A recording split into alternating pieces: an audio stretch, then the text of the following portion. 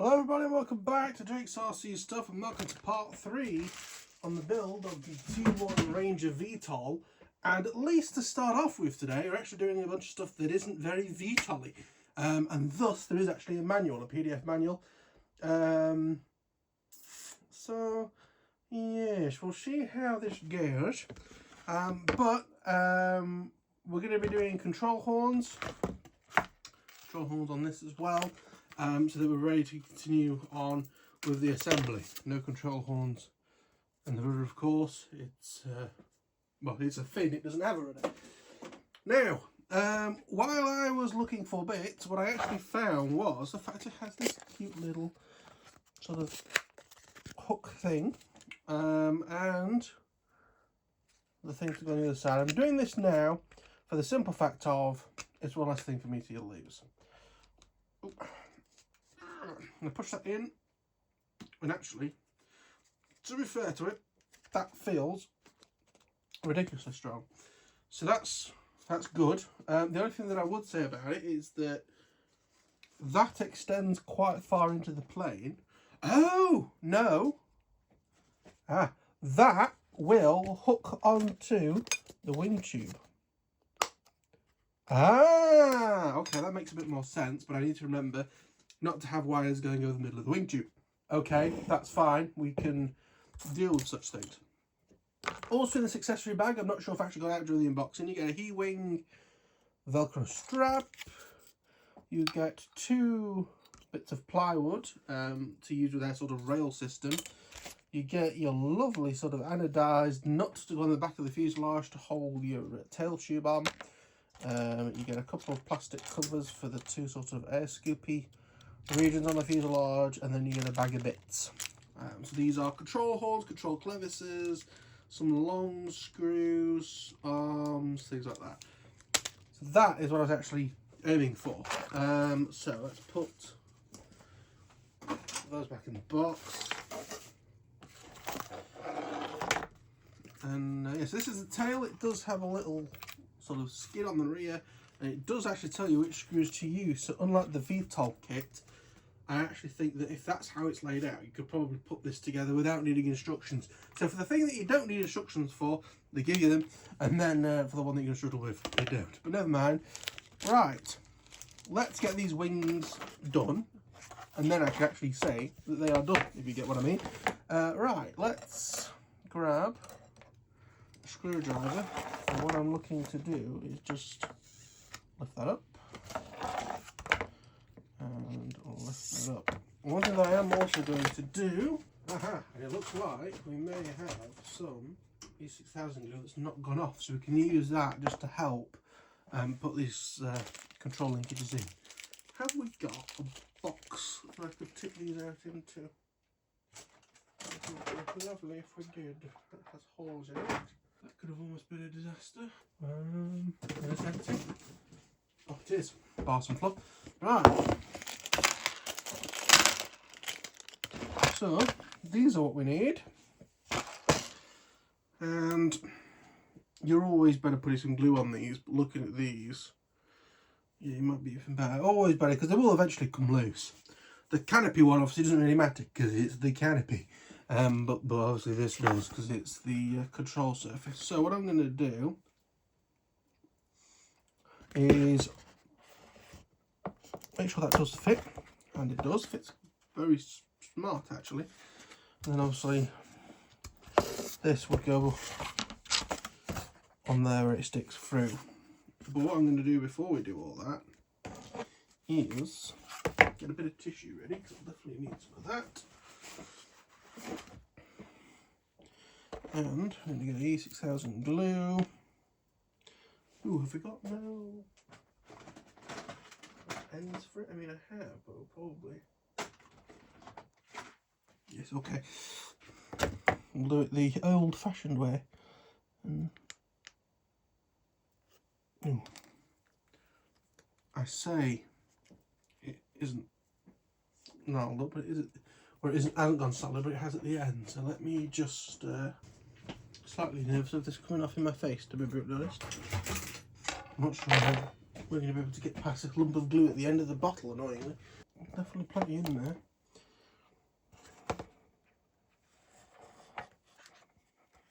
that in like that. Try and do a similar sort of blob on here. This stuff is horrible for going absolutely everywhere. Using the pliers now, just to try and squeeze it down. Clamp it in place. I'm trying to get the glue off the pliers and the glue off your hands. And we can wipe. And again, what's good with E6000, if you've never used it before, is that you can just pull it off. So even if I didn't wipe this stuff off, you can sort of just rub it with your hand and it comes off. It's very good. Very strong where it needs to be, very weak where it doesn't, and it's great. And as of yet, hasn't got those two things confused. That's one. I will do the other and come back to you. In fact, I will do all three because they're all going to be the same. So see you all in a sec. Right, so they are all done. They're all in. There's an example of one glued, very nice. We will let them set. I'll move them out of the way. So the last thing I need is them getting knocked and then gluing slightly wrong, although they should be held together by the plastic. But never mind. Right, let's bin them bits. Put these slightly bigger bits in there as well so we don't lose them. But what I am doing now is, look at that. Let's come in. Like that. It's feel very light and cheap. I guess you want it light. So we're now going to look at installing the rear motor. So there's our fuselage. We need the carbon tube, and I believe that with the two holes must be what goes into the tail. Let's have a look. Do those holes line up?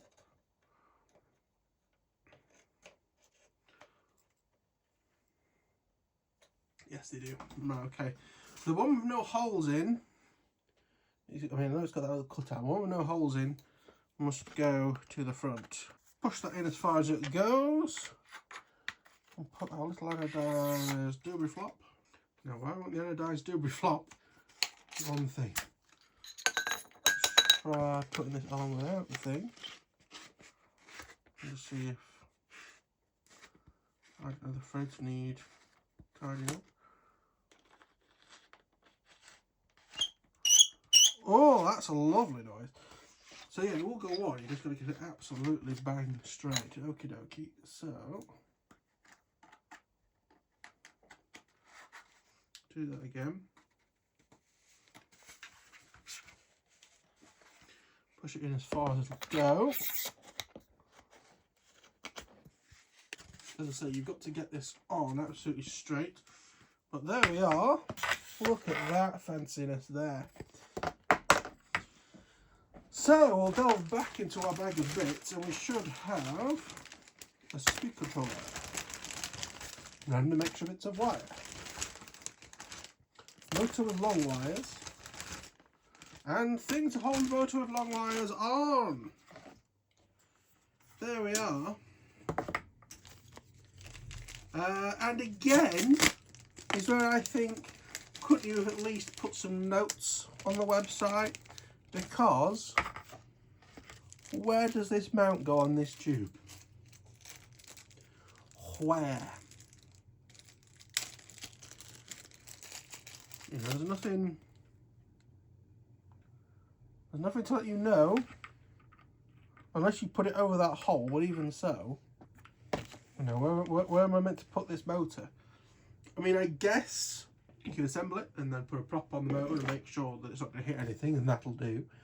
Probably want it as far back as possible because, you know, lower of levers will make it better.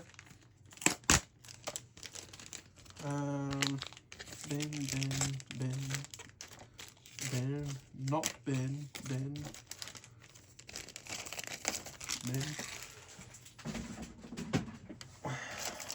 So motor I presume is exactly the same as the others, other than the longer wires and the fact that this doesn't have heat shrink over them. So there we are. Now I believe there's sort of two schools of thought with this. You can either have the speed controller in here and you have the wires run down the shaft, or you have the speed controller mounted back here as well, so it's in fresh air. Another benefit, of course, of being all the way out here is that it's not going to interfere with anything. So I'm going to put anything in the tail of this. Roughly where things are going is GPS here, Walksdale in the front, and then crossfire. I don't know how I can fit it, to be brutally honest. We may need some better ideas. It can't go on the wing. It could go in the tail, possibly. Yeah, if it went in the fin, I don't know, I might just look where other people have put that so we know roughly where we're going. But yeah, we need to know where that goes, because it goes bang on there like that. In fact, let me take that off and we'll screw it on. So at least we know what we're doing with that. And I presume so this has 4 small screws and 2 long ones. So the 2 long ones we've established are for the propellers. So we'll screw them in just so we don't lose them. And I presume the other 4 short screws in this bag have just got to be to fit the motor, which we can do. Where is that Allen key again? That is the question. Right, let me find the Allen key and I'll be back in a sec. Right, it's a different Allen key. But there's an Allen key that would work, because there was a moment there where I was going to have to pack up this video because I couldn't find a bloody Allen key. So I must not lose this one, and I will super glue it to my head. But in the meantime, before I do that, yeah, let's get this fitted. Am I now going to have lost the bits because I've chucked stuff around? Quite possibly.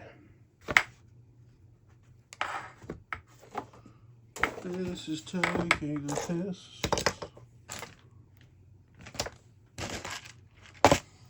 Really? There it is. I'm about to say.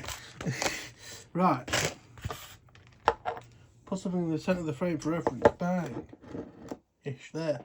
Right.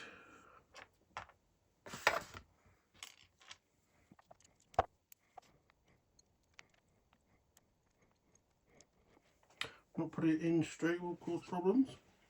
I'm just trying to screw this motor on. I know you can't see it, but can you tell how slowly it's in the will to live a little bit with it? I just keep losing screws. Am I really going to just have to have 3 screws? Why have I got a spare screw in here? Oh, there's some screws in here. Don't know what they're for.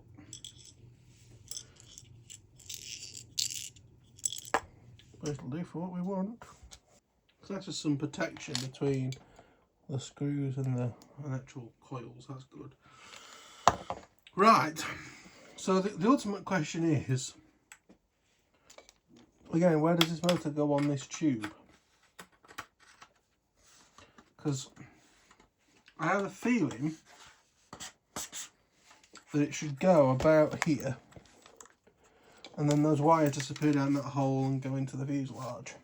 But again, I don't like the idea of the speed control being inside, because another thing I'm thinking about, more than the interference and more than the cooling, is just playing space. You know, if you've got a battery in that section, and then you've got a flat controller behind it, I might want to put my receiver back here with the GPS. I'm not sure if they lock each other out, so I need to double check. Yes, I think this is going to be a case of looking again at Painless 360's video and seeing where his is roughly in relation, because I know he does go on about it for a bit, because again he puts his speed controller back here, which I think is what I'm going to do. I could possibly even, no, it is a bit small, that wire in, longer wire to go all the way there. Right, I'll pause this for now and let me have a look at Painless 360's video. Okay, so just in front of the hole is roughly where it's meant to be. So if I could show you, that's where I've got it. It's a bit hard to see. That's where I've got it in relation to the hole. So much so, I'm going to grab this last screw. You're not sure if it's the right screw or not. I know they try and put the screws with the stuff, but you know, when you've got to open like 3 bags of stuff at once, it doesn't really work. That won't be all the way up. So that's what it's going to be like with the motor on the back. Now again, I'm deciding what to do, because what I probably would want to do if I'm doing it the way they want to do is have the motor the other way around, so the wires come out the back, disappear down that hole and go down the fuselage. As I say, I like the way that Painless 360 has done it with the speaker controller outside. Once again, reduces interference inside the model, lets the speaker controller be cooler, and also of course gives us more space in the fuselage for bits that need to be there. So inside the third speaker controller box, or bag even, that's snippy, you get a black and white servo plug wire. You get a black and white one of these. You get the actual speaker controller itself, where you have to wire everything, which is going to be lovely because you've got to get it on those teeny tiny pads on the back. You get a couple of bits of heat shrink, so you can have 2 goes at it, and the wire, which for our purposes isn't going to be long enough. But what I was saying before, so this wire is 20 gauge, and this is 22, because I think it's a size small, which is annoying. In our new wires, or new wire box, have we got 20 gauge? What's this? That's 14. It needs to be smaller than that. What's this? 18 gauge. So I think gauge works backwards, so that the smaller the number, the thicker it is. So this is 20, this is 18, so it's slightly thicker. I'd rather go slightly thicker than slightly thinner, and because we've not got 3 wires going there, and then I think we'll actually get away with this black and red. So put that in there so I know we've got it. So these wires are actually going to be very short, because what I'm going to do is have the speed controller under here.